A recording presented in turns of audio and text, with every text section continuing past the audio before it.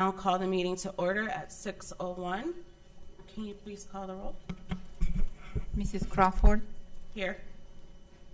I see Mrs. Egan absent. She's on. Yes. She is out of town, just to note that. Okay. Mrs. Hamilton. Here. Mrs. Rush. Here. Mrs. Travis. Here.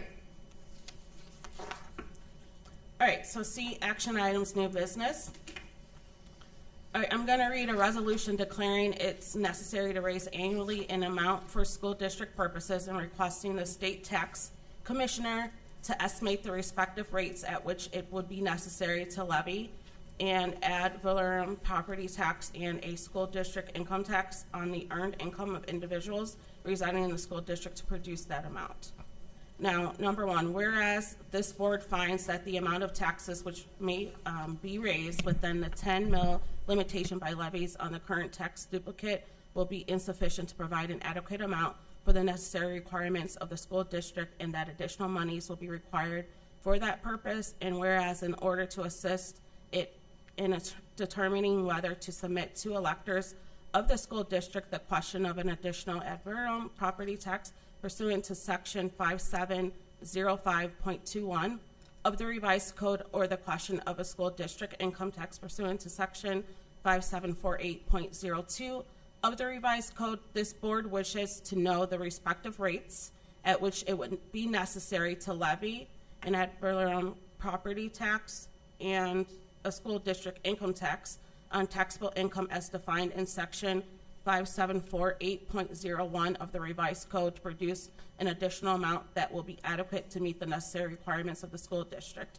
And whereas in accordance with the section 5748.02A of the revised code, upon receipt of a certified copy of a resolution of this board declaring the necessity of raising annually a specified amount of money for school district purposes, the state tax commissioner is to estimate both the ad valorem property tax rate that would have to be imposed by this board in the current year and the school district income tax rate that would have had to been in effect for the current year to produce equivalent amount of money.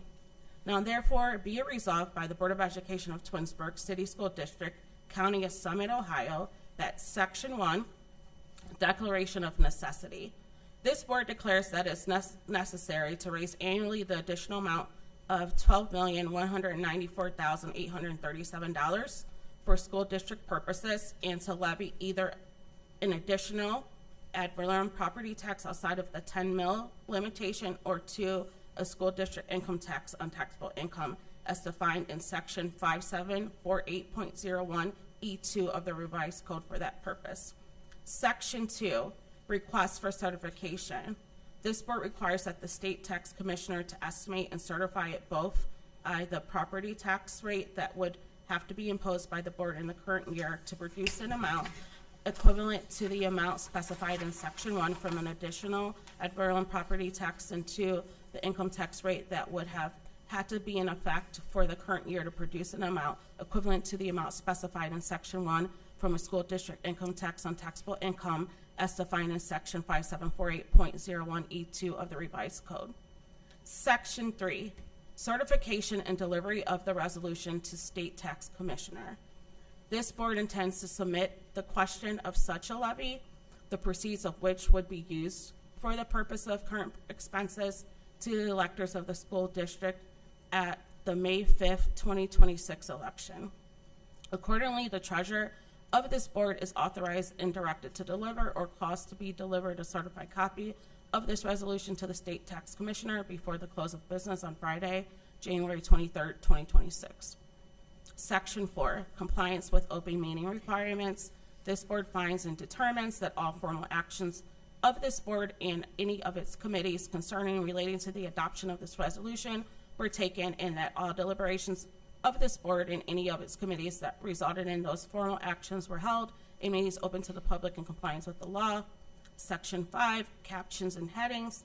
The captions and headings in this resolutions are solely for convenience or reference and in no way define, limit, or describe the scope of intent of any sections, subsections, paragraphs, subparagraphs, or clauses hereof. Section 6, effective date. This resolution shall be in the full force and effect from and immediately upon its adoption. Do I have a motion? So moved. So moved by Mrs. Travis, Second. second by Mrs. Hamilton. Any discussion? And I just want to clarify a key point for the record so that everyone has accurate information. The board is not pursuing a property tax levy. The board is pursuing a school district earned income tax levy. A school district earned income tax applies only to earned wages. It does not apply to Social Security income, most retirement income or pensions, disability income, or investment income. The resolution before us tonight is a required procedure step under Ohio law. State statute requires school districts to request both a hypothetical property tax rate and an income tax rate from the Ohio Department of Taxation, even when this district has no intention of placing a property tax on the ballot. This does not mean a property tax is being proposed, that voters will be asked to choose between a property tax and an income tax, or that a property tax is under consideration. It does mean that the district is legally required to obtain both estimates. The next resolution, Resolution 2, will make clear that only a school district earned income tax will be submitted to voters and no property tax levy will be placed on the ballot. This is a standard statutory language and procedure, not a policy choice. Also, on spending and communication, these financial issues have been discussed at every board meeting for some time. At our next board meeting, we will begin discussion on spending reductions and cost controls, financial options, and next steps, and we'll have better communication and information to the community. I think I would like to add it again accurately, and if you have any doubts, our board meetings are all recorded. The history is there. It's on our board website or school website that you can go back. The issue of school funding and the fact that our district, along with many of the other districts in Ohio, have for years been projecting a situation that we're in right now.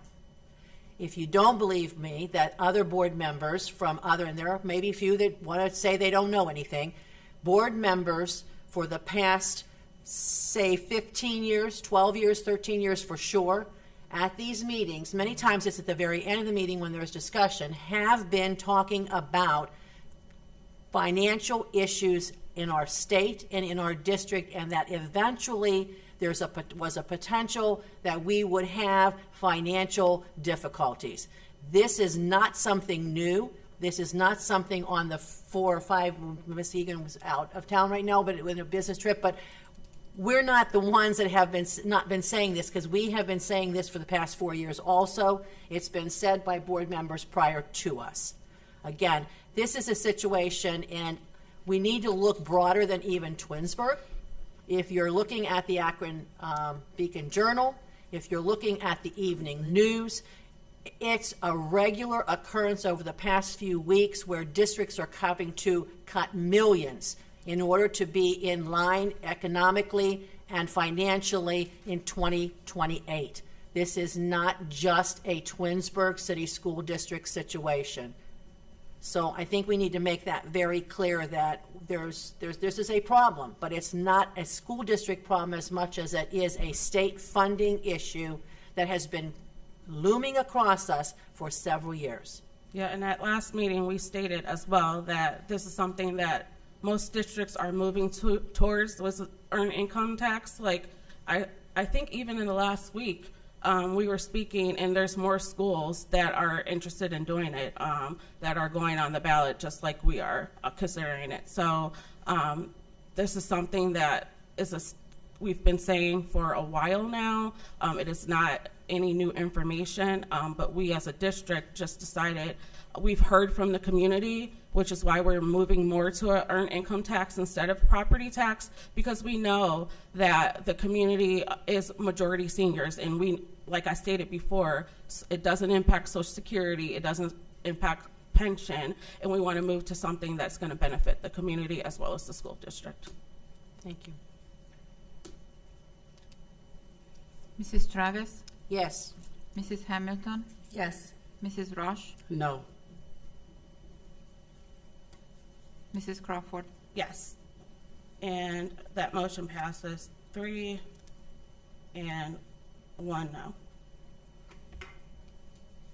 And motion to adjourn I'll make the motion. Second. at 6:11, sorry. One motion by, it was Travis? And Yes. second by Mrs. Hamilton. Mrs. Travis, Yes. Mrs. Hamilton, Yes. Mrs. Roche, Yes. Mrs. Crawford. Yes.